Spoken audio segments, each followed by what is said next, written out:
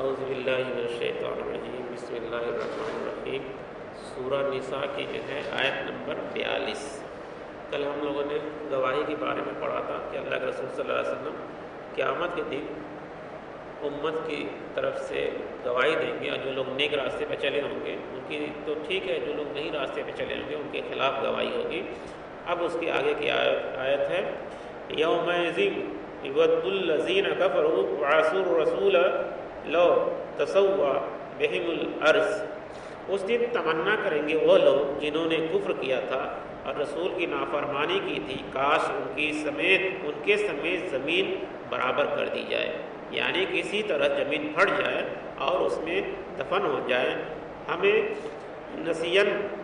Machine کر دیا یعنی ملا دیا جائے، مٹی کر دیا جائے۔ یعنی جو لوگ کفر کیے ہوں گے، جو لوگ نافرمانی کیے ہوں گے اللہ اس کے رسول کی، چاہے مسلمان کا نام مسلمان گھر میں پیسے ہوں چاہے کچھ بھی ہوں، اگر انہوں نے اللہ اور اس کے رسول کی نافرمانی کی ہوگی اور ان کے بائیں ہاتھ میں اگر مال نامہ مل گیا تو لوگ ایسے ہی تمنا کریں گے۔ کیسے کریں گے؟ اس دن تمنا کریں گے وہ لوگ جنہوں نے کفر کیا تھا اور رسول کی نافرمانی کی تھی، کاش ان کے سمیت زمین برابر کر دی جائے، یعنی زمین پھٹ جائے اور اس میں دھس جائیں اور ختم ہو جائے، ان کا حساب کتاب نہ ہو۔ مگر ایسا تو نہیں ہوگا، ایسا ہوگا ہی نہیں، کیونکہ وہ قیامت کے دن جزا اور سزا کا یعنی حساب کتاب کا دن ہے، وہاں تو کسی کی بس نہیں چلے گی، صرف اللہ کا حکم چلے گا۔ وَلَا يَكْتُمُونَ اللَّهَ حَدِيثًا، اور وہ اللہ سے کوئی بات بھی چھپا نہیں سکیں گے، یعنی ایسے لوگ اللہ سے کوئی بات چھپا نہیں سکیں گے۔ حدیث میں آتا ہے کہ اس دن جو ہے اگر مان لیں ہم نے کوئی ہاتھ سے غلط کام کیا ہوگا تو ہاتھ بولنے لگے گا، زبان سے غلط کام کیا تو زبان بولنے لگے گی، یعنی وہاں پہ جسم کے ہر پارٹ جو ہے گواہی دیں گے، وہاں کسی گواہ کو وکیل کی ضرورت نہیں پڑے گی، اور اللہ سے اس سے کوئی بات بھی چھپا نہیں سکیں گے۔ یا ایھا الذین آمنوا لا تقربوا الصلاۃ وانتم سکارا، اے اہل ایمان نماز کے قریب نہ جاؤ اس حال میں کہ تم نشے کی حالت میں ہو۔ ٹھیک، اے اہل ایمان یعنی جو لوگ ایمان لائے ہیں نماز کے قریب نہ جاؤ اس حال میں کہ تم نشے کی حالت میں ہو، یعنی جب نشے کی حالت میں ہو شراب پیو، کیونکہ شراب کا جو حکم جاری ہوا حرام وہ بعد میں ہوا، تو اس وقت کچھ لوگ نشے کی حالت میں بھی نماز میں چلے جاتے تھے، تو پھر آیت نازل ہوتی ہے کہ تم نشے کی حالت میں نماز کے اندر مت جاؤ۔ اب کچھ لوگ جو آدھی بات کہتے ہیں، جیسے اے اہل ایمان نماز کے قریب نہ جائے، یا ایھا الذین آمنوا لا تقربوا الصلاۃ، اتنی بات پڑھتے ہیں، اتنی یعنی کہ تم نماز کے قریب مت جاؤ، تو جیسے کچھ لوگ کٹ حجتی ہوتے ہیں جو اللہ اس کے رسول کی نافرمان ہوتا ہے، قرآن میں بھی تو لکھا ہے نماز قریب مت جاؤ، مگر یہ والی آیت نہیں پڑھتے ہیں، وانتم سکارا، یعنی جب تم نشے کی حالت میں ہو، یعنی جب نشے کی حالت میں ہو تم نماز کے میں قریب نہ جاؤ، یعنی اس وقت ابھی حرام نہیں ہوئی تھی، شراب کی حرمت نہیں آئی تھی، اور ابھی وہ شریعت نازل نہیں ہوتی۔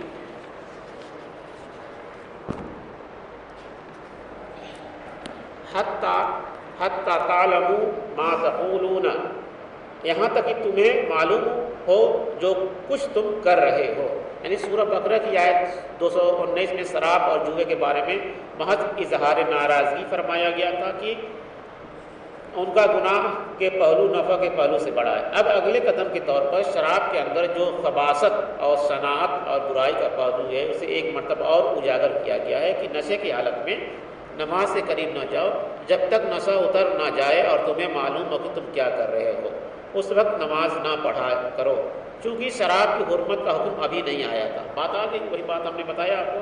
لہٰذا بعض اوقات لوگ نشے کی حالت میں نماز پڑھتے کھڑے ہو جاتے تھے اور کچھ کا کچھ پڑھ جاتے تھے، جب نشہ رہے گا تو دماغ کام نہیں کرے گا، اور پڑھنا 3 رکعت پڑھ لیے 5 رکعت۔ ایسے واقعات بھی بیان ہوئے کہ کسی نے نشے میں نماز پڑھائی اور لا عابدوا ما تعبدون کے بجائے کہا عابدوا ما تعبدون، یعنی الٹا ہی پڑھ دیا۔ اس پر خاص طور پر یہ آیت نازل ہوئی حتی تعلمون ما تقولون، کہ الفاظ قابل غور ہیں کہ جب تک کہ تم شعور کے ساتھ سمجھ نہ رہے ہو کہ تم کیا کہہ رہے ہو۔ اس میں ایک اشارہ ادھر بھی ہو گیا کہ بے سمجھے نماز مت پڑھا کرو، بے سمجھے نماز مت پڑھا کرو۔ تو نماز کب سمجھ میں آئے گی؟ جب جو ہم نماز میں پڑھتے ہیں اس کے معنی مطلب کم سے کم اتنا تو جانتے ہوں کہ سبحان ربی الاعلیٰ کا مطلب کیا ہوتا ہے، سبحان ربی العظیم کا مطلب کیا ہوتا ہے، ربنا ولک الحمد کا مطلب کیا ہوتا ہے، سورہ فاتحہ کا مطلب کیا ہوتا ہے، اتنا تو موٹی موٹی باتیں کم سے کم معلوم ہے، تبھی دل لگے گا نماز میں۔ یعنی ایک تو مدہوسی کی وجہ سے سمجھ میں نہیں آ رہا کہ آپ غلط سلط پڑھ رہے ہیں تو اس سے روکا جا رہا ہے، اور ایک سمجھتے ہی نہیں کہ نماز میں کیا پڑھ رہے ہیں۔ قرآن کہہ رہا ہے کہ تمہیں معلوم ہونا چاہیے کہ تم کیا کہہ رہے ہو۔ اب جنہیں قرآن مجید کے معنی نہیں آتے ہیں، نماز کے معنی نہیں آتے ہیں، انہیں کیا پتہ کہ وہ نماز میں کیا کہہ رہے ہیں۔ اس لیے کوشش کرنا چاہیے کہ نماز میں جو بھی ہم پڑھیں اس کے معنی مطلب کو کم سے کم سمجھ لیں، پڑھ لیں، کسی عالم سے، کسی کتاب سے، کسی جو بھی ذریعہ ہو اس سے پڑھ لیں۔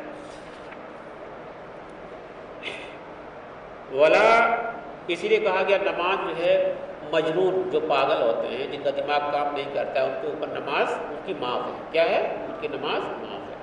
یعنی جس کا دماغ صحیح نہ ہو، نماز نہ پڑھے نہ پڑھاوے، یہ بھی جان لو، یعنی پڑھانا ہے کچھ اور پڑھا دے کچھ۔ تو ایسی بیماری جو ہے جس کی کسی کو مرغی کی بیماری ہے، کسی کو دورہ آتا ہے، کسی کو اور طرح کی دماغی بیماری، تو ایسے لوگوں کو امامت نہیں کرنا چاہیے۔ ولا جنبا الا عابر سبیل حتی تغتسلوا، اور اسی طرح جنابت کی حالت میں، اور اسی طرح جنابت کی حالت میں بھی نماز سے قریب نہ جاؤ جب تک غسل نہ کر لو، اللہ کی یہ راستے سے گزرتے ہوئے۔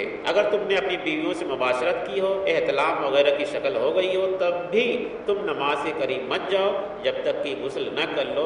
اللہ عابری سبیل کے بارے میں بہت سے قول ہیں، بعض فقہاء مفسرین نے اس کا یہ مفہوم سمجھا ہے کہ حالات جنابت میں مسجد میں نہ جانا چاہیے، اللہ یہ کہ کسی کام کے لیے مسجد سے گزر ہونا، جبکہ بعض نے اس سے مراد سفر لیا ہے۔ وَإِن كُنتُم مَرْضَىٰ أَوْ عَلَىٰ سَفَرٍ، اور اگر تم بیمار ہو یا سفر میں ہو، آدمی کو تیز بخار ہے، کوئی تکلیف ہے جس میں غسل کرنا مضر ثابت ہو سکتا ہے، تو تیمم کی اجازت ہے۔ اسی طرح کوئی شخص سفر میں ہے اور اسے پانی دستیاب نہیں ہے تو وہ تیمم کر لے۔ یعنی مان لو کسی غسل فرض ہو گیا، احتلام ہو گیا، اب اس کی بہت بیماری ہے، بہت ٹھنڈک ہے، نہایا لے گا تو اور بھینکر ہو، تو تیمم کر لیں، تیمم کر لے، اپنا کپڑا بدل لے۔ اور تیمم کیسے کرنا ہے؟ بس تیمم کی نیت کر لے، اس جگہ کو پانی سے استنجا کر لے، دھل لے اور وضو بنا لے، ہو گیا، غسل بھی ہو گیا، اور جب ٹھیک ہو جائے تو پھر غسل کر لے۔ تو نماز مطلب کسی حالت میں چھوڑنا نہیں ہے، مگر ایسا بہت کم لوگ کرتے ہیں، وہ تو ہر آدمی آسانی سے چھوڑ دیتا ہے، ہم لوگ بھی اسی میں شامل ہیں۔ او جاء احد منکم من الغائط، اور یا تم میں سے کوئی قضا حاجت کے بعد آیا ہو۔ قضا حاجت مطلب کیا سمجھتے ہو؟ قضا حاجت کسے کہتے ہیں؟ یعنی پیشاب پاخانہ کرنے کے بعد، ٹھیک، اسے کہتے ہیں۔ او لامستم النساء، اور یا تم نے عورتوں کے ساتھ مباشرت کی ہو، ولم تجدوا ماء، اور پھر تم پانی نہ پاؤ، یعنی سب کام کرنے کے بعد اگر پانی نہ ملے تو کیا کریں؟ فتیمموا صعیدا طیبا، تو پاک مٹی کا قصد کرو۔ یعنی وہ تمام صورتیں جن میں غسل واجب ہو، وجوہ ہے، اور ان میں اگر بیماری سے غسل مانع ہو یا حالت سفر میں نہانا ممکن نہ ہو، قضاء حاجت یا عورتوں سے مباشرت کے بعد پانی دستیاب نہ ہو، تو پاک مٹی سے تیمم کر لیا جائے۔ اب آدمی غسل کب فرض ہوتا ہے؟ یہ دیکھو یہاں مسئلہ ہے، یہ غسل کب فرض ہوتا ہے؟ جب نائٹ فال ہو جائے، جسے اردو میں کہتے ہیں احتلام ہو جائے۔ عورتوں کا بھی یہی معاملہ ہے، ان کو بھی نائٹ فال ہوتا ہے، ان کو بھی احتلام ہوتا ہے، جیسے مردوں کا ہوتا ہے ویسے عورتوں کا بھی ہوتا ہے۔ یا پھر آدمی کی شادی شدہ بیوی کے پاس رات میں سویا ہو، اس حالت میں اس کے اوپر غسل فرض ہے، ٹھیک۔ مباشرت میں سیکس، ٹھیک۔ اور دوسری کنڈیشن یہ ہے کہ یا تو پھر ناپاکی کی، اور کسی طرح سے ناپاکی، کسی کے اوپر گندگی پڑ گئی ہو، کیچڑ پڑ گیا ہو، ہاں نہیں، اگر نہیں، اس میں ایک مسئلہ ہے کہ اگر ایک سکے سے زیادہ ہے، ایک درہم سے اگر زیادہ ناپاکی ہے تو پھر اس کپڑے کو ہی ہٹا دیا جائے، تو اس کپڑے کو ہی، اگر اس سے کم ہے تو اسے چھیٹا مار کے دھل کے کام چلے گئے، ایک کئی مسائل ہیں۔ تو یہ سب باتیں ہیں۔ تو اس دو حال، ایک سکہ نہیں، 1 روپے والا سکہ دیکھے ہو نا، ہاں اتنا ہی گولائی میں اگر اس سے زیادہ گندگی لگی ہے تو اس کا اچھا انداز آدمی کر لیتا ہے، اتنا تو ہاں ناپ سکتے ہو، اگر تمہارے پاس ٹائم تو ناپ بھی سکتے ہو۔ ہاں تو ایک درہم بھی سکے کے برابر ہی ہوتا ہے. تو اگر اس سے کم ناپا کے تو ایسے حائط پہ پانی گرا کے ایسے پوچھ تو نہیں جو پہلے والا بڑا والا آتا تھا وہ. نہیں ٹھیک ہے پوچھ لیتے تھے کہ نہیں سمجھ میں آ رہا ہے تو یہ اس طرح سے. تو اس حالت میں کپڑا یا تو چینج کر دے یا تو پھر اگر وقت ہے تو نہا لے بہتر. لمبا بھی ناپ لے اس میں کیا کرنا ہے. اور آگے آئے دیکھو فَأَمْسَحُوا بِوُجُوهِكُمْ وَأَيْدِيكُمْ اور اس میں سے اپنے چہروں اور ہاتھوں پر مسح کر لو. یعنی تیمم کرنے کا طریقہ دیکھو قرآن میں ہے کہ مٹی پر ہاتھ مارو چہرہ اور ہاتھ پر مسح کر لو. ان اللہ کان عفوا غفورا اور یقیناً اللہ تعالیٰ بہت معاف کرنے والا بخشنے والا ہے. حضرت عائشہ رضی اللہ عنہ سے روایت ہے حضرت عائشہ رضی اللہ عنہ سے لیلۃ القدر کی جو دعا مروی ہے اس میں یہی الفاظ آئے اللہم انک عفو تحب العفو فاعف عنی. اے اللہ تو معاف کرنے والا ہے معافی کو پسند کرتا ہے بس تو مجھے معاف کر دیتے. یہی سے اس میں عفوا غفورا جو لفظ آیا ہے اس دعا میں یہی سے لیا گیا ہے. تو یہ سورہ نساء کی 43 آیت کا تلاوت اور بیان مکمل ہو گیا. سمجھے؟ تو یعنی دل صاف ہونا چاہیے, آپ کی نیت صاف ہونا چاہیے. اگر کچھ کمی بیسی بھی رہے گی تو اللہ تعالیٰ اس کو کیا کر دے گا؟ معاف کر دے گا. ان اللہ کان عفوا غفورا یقیناً اللہ تعالیٰ بہت معاف کرنے والا ہے اور بخشنے والا ہے. یہ صورت آیت 43 تک کی مکمل ہو گیا. اللہ تعالیٰ سے دعا ہے کہ ہم لوگ اس آیت پر عمل کرنے اور لوگوں تک ایک بات پہنچانے کی توفیق عطا فرمائے. آمین ثم آمین. سبحان اللہ وبحمدہ سبحان اللہ وبحمدہ نشہد ان لا الہ الا اللہ ونستغفرک ونتوب الیک.